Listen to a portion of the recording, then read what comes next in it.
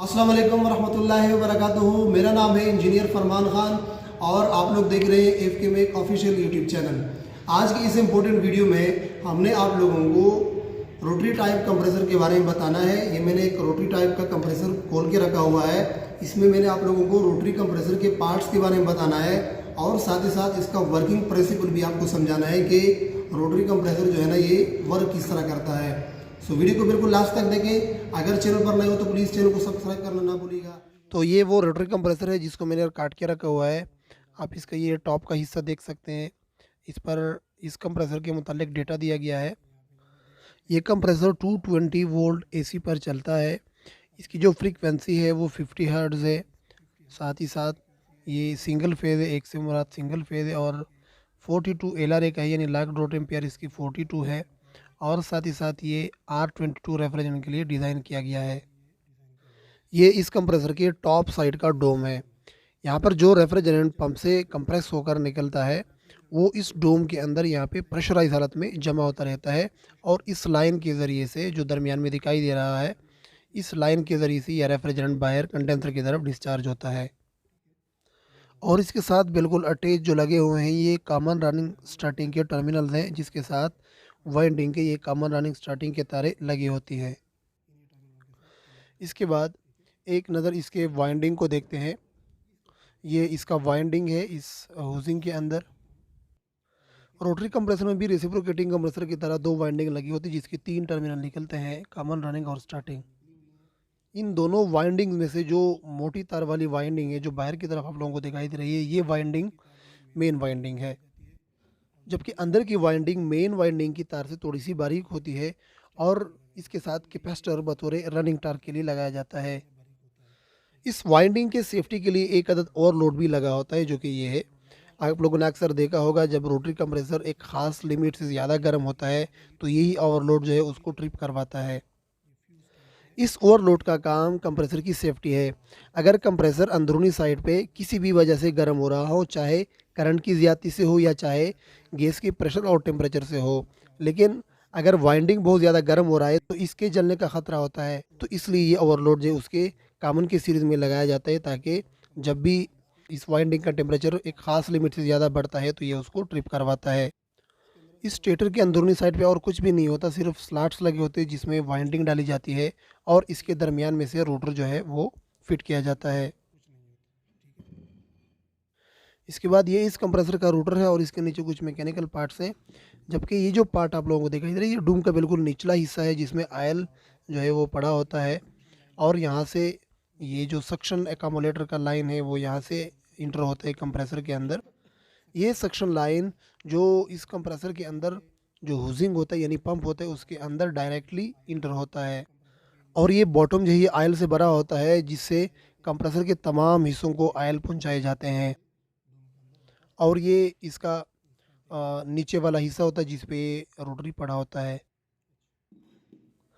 अच्छा, ये जो लंबा वाला पार्ट आपको दिख रहा है ये बेसिकली इस कंप्रेसर का रोटर है।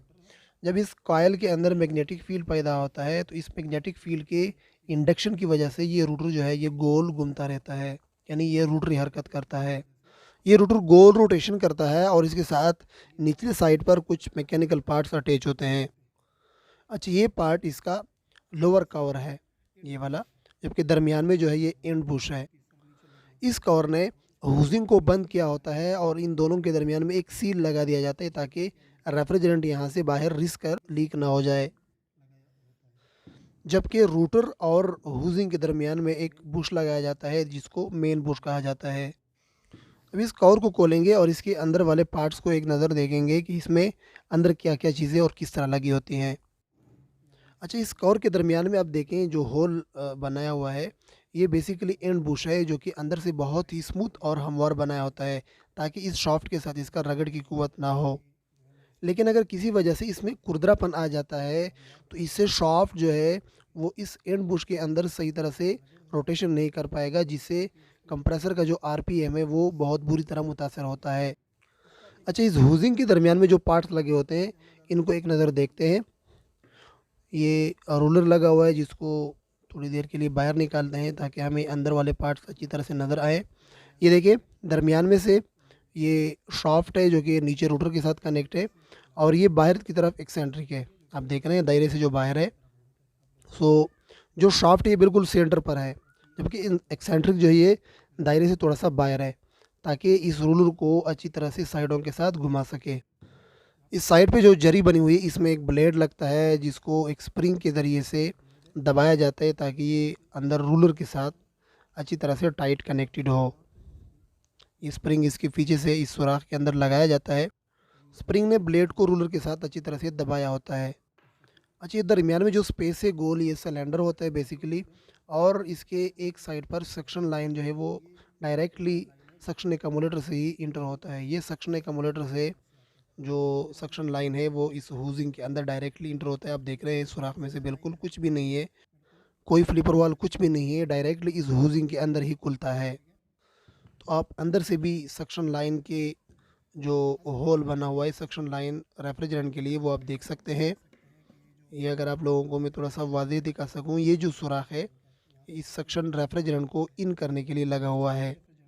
जबकि ब्लेड की जरी के बिल्कुल बाएं तरफ नीचे पेंदे में एक सुराख आपको और नज़र आएगा, जो कि डिस्चार्ज रेफ्रिजरेंट को डिस्चार्ज करने के लिए है। इसके अंदर एक अदद फ्लिपर वाल भी लगा होता है ताकि जो रेफ्रिजरेंट यहाँ से डिस्चार्ज हो सके एक बार, वो दोबारा इस सिलेंडर के अंदर वापस ना आए। अच्छा, अब इस कंप्रेसर के थोड़ा सा वर्किंग प्रिंसिपल्स के बारे में बात करते हैं। तो जब इस कॉयल के अंदर मैग्नेटिक फील्ड पैदा होता है, इससे ये रोटर जो है ये इंडक्शन की वजह से गोल रोटेशन करता है, जिसकी वजह से शाफ्ट, एक्सेंट्रिक और ये रूलर जो है ये तीनों चीज़ें भी गोल रोटेशन करते हैं। जबकि जो ब्लेड है वो इस जरी के अंदर फिट किया गया होता है, और इस ब्लेड को पीछे से इस सुराख के ज़रिए से इस स्प्रिंग ने दबाया होता है ताकि ये इस रूलर के साथ बिल्कुल करीब से अटैच रहे। अच्छा, इस कंप्रेसर में सक्शन और डिस्चार्ज का अमल बैक वक्त दोनों ही होते रहते हैं। सबसे पहले जब इस स्टेटर के अंदर मैग्नेटिक फील्ड पैदा होती है, तो इस वजह से इस रोटर में इंडक्शन की वजह से ये भी गोल घूमता रहता है। अब चूंकि इस रोटर के साथ ऊपर के पार्ट्स भी शाफ्ट के ज़रिए से कनेक्ट होते हैं, तो जो ही रोटर घूमता है ऊपर वाले पार्ट्स भी जो है ना इसके साथ मूव कर जाते हैं। ये देखें, यहाँ ये रूलर है और यहाँ पे नीचे जो है डिस्चार्ज फ्लिपर वाले, जबकि ये सक्शन लाइन है, यहाँ पे इसका होल वाक़या होता है। इस वक्त रेफ्रिजरेंट डिस्चार्ज हो चुका है, जबकि सक्शन साइड पे ये सिलेंडर जो है अभी रेफ्रिजरेंट से भर चुका है। अब रोटर को थोड़ा सा रोटेट करते हैं तो रूलर भी आप देख रहे हैं कि आहिस्ता आहिस्ता से मूव हो रहा है। इस वक्त जो सक्शन रेफ्रिजरेंट है वो अब आहिस्ता आहिस्ता डिस्चार्ज की तरफ आ रहा है। थोड़ा सा इसको और भी मूव करवाते हैं तो ये देखें, जो डिस्चार्ज साइड का वॉल्यूम है वो आहिस्ता आहिस्ता कम हो रहा है। इस ब्लेड को थोड़ा सा एडजस्ट करना पड़ेगा क्योंकि इसका स्प्रिंग जो है वो इसको सही तरह से दबा नहीं रहा। तो ये जो स्पेस है यहाँ से आहिस्ता आहिस्ता कम हो रहा है, जिसकी वजह से जो रेफ्रिजरेंट है उसका प्रेशर आहिस्ता आहिस्ता से बढ़ रहा है। और चूँकि इस ब्लेड ने इस रेफ्रिजरेंट का प्रेशर जो है वो बिल्कुल इसी स्पेस में ही मजबूर किया हुआ है, तो ये मजबूरी की वजह से नीचे जो फ्लिपर वाल लगा हुआ है डिस्चार्ज का उसमें से निकलेगा। जबकि यहाँ पे जो रेफ्रिजरेंट हुजूम की कमी की वजह से प्रेशराइज हो रहा है, नीचे फ्लिपर वाल की मदद से इस सुराख से बाहर निकल रहा है और टूम के अंदर ही डायरेक्टली डिस्चार्ज हो रहा है। इस वक्त डिस्चार्ज मुकम्मल हो चुका है और सक्शन साइड भी रेफ्रिजरेंट से दोबारा भर चुका है। अब रूलर थोड़ा सा और मूव करेगा तो दोबारा से जो सक्शन साइड में रेफ्रिजरेंट था उसको आहिस्ता आहिस्ता से पुश पुश करके Aahista Aahista discharge flipper valve की तरफ ही लेके आएगा।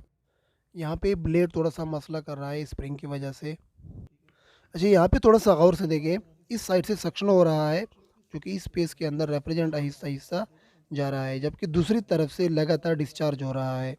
तो जिस तरह मैंने आपको कहा कि बैक वक्त सक्शन भी हो रहा है और डिस्चार्ज भी हो रहा है। यहाँ एक बार फिर डिस्चार्ज रेफ्रिजरेंट चूँकि यहाँ से स्पेस ख़त्म होने की वजह से आगे निकल चुका है डूम के अंदर ही, जबकि यहाँ से सक्शन शुरू हो चुका है और इतना तक ये सक्शन भर चुका है। फिर से थोड़ा सा रूलर जब आगे बढ़ेगा तो यहाँ पे आप देखिए एक बार फिर से यहाँ से डिस्चार्ज जो है उसका वॉल्यूम आहिस्ता आहिस्ता कम हो रहा है, जिसकी वजह से डिस्चार्ज अभी यहाँ से शुरू होगा, जबकि यहाँ से रेफ्रिजरेंट जो है वो सक्शन शुरू हो जाता है। तो दोनों प्रोसेस जो है ये बयाक पकत होते रहते हैं। आहिस्ता आहिस्ता सक्शन हो रहा है यहाँ से और वहाँ से आहिस्ता आहिस्ता डिस्चार्ज का वॉल्यूम कम होता जा रहा है। सो अब आहिस्ता आहिस्ता देखते रहें, जो सक्शन स्पेस है उसका वॉल्यूम आहिस्ता आहिस्ता बढ़ रहा है यहाँ से, और ये वॉल्यूम जो है आहिस्ता आहिस्ता कम हो रहा है।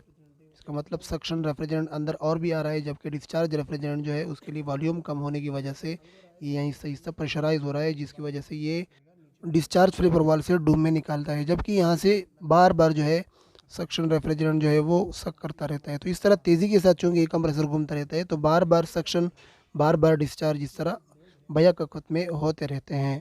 अच्छा, इस ब्लेड का जो काम होता है, चूँकि इस रूलर के साथ बिल्कुल अटैच लगा होता है और इसको पीछे से एक स्प्रिंग ने जो है ना दबा के रखा होता है, इस स्प्रिंग ने इसको दबाया होता है ताकि ये रूलर के साथ अटैच रहे। इसका काम होता है कि जो सक्शन साइड है और जो डिस्चार्ज साइड है इन दोनों को सेपरेट रखता है।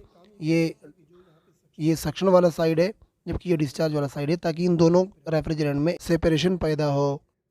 अगर ये ब्लेड इस रूलर के साथ सही तरह से अटैच नहीं होगा तो इस वजह से सक्शन और डिस्चार्ज रेफ्रिजरेंट आपस में मिक्स होंगे, जिसकी वजह से कंप्रेशन रेशियो ख़राब हो सकती है।